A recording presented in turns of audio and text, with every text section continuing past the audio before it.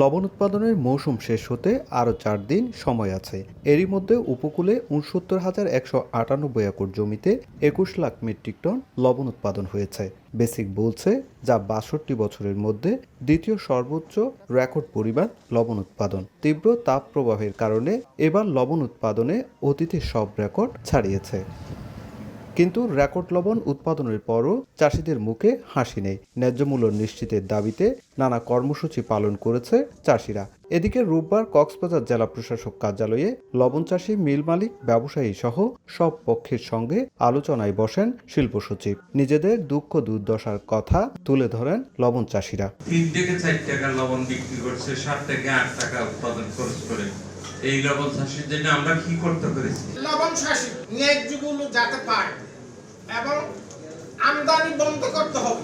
আলোচনা চলে 3 ঘন্টা ব্যাপী, যেখানে সব পক্ষের কথা শুনেন শিল্প সচিব ও বেসিকের চেয়ারম্যান। সমস্যা চিহ্নিত করে সমাধানের নানা পরিকল্পনার কথা জানান তারা। আমরা চেষ্টা করব যে বিষয়টি ভূমি মন্ত্রণালয়ে যোগাযোগ করে ব্যক্তিগত জমি ৩৪,০০০, ৪০,০০০, ৫০,০০০ কেন? তাহলে তো আপনারা চাষিদেরকে শোষণ করার জন্য এই কাজটা করা হচ্ছে। ইন্ডাস্ট্রিয়াল সল্ট আমদানি করার জন্য আমাদের কাছে পারমিশন চেয়েছে, আমরা এখনো দিই নাই।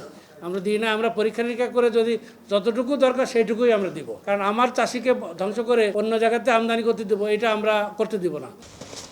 চলতি মৌসুমে ৬৯,১৯৮ একর জমিতে লবণ চাষ করছেন ৪১,৩৫৫ জন চাষি। আর দেশে লবণের চাহিদা ধরা হয়েছে ২৬,১০,০০০ মেট্রিক টন।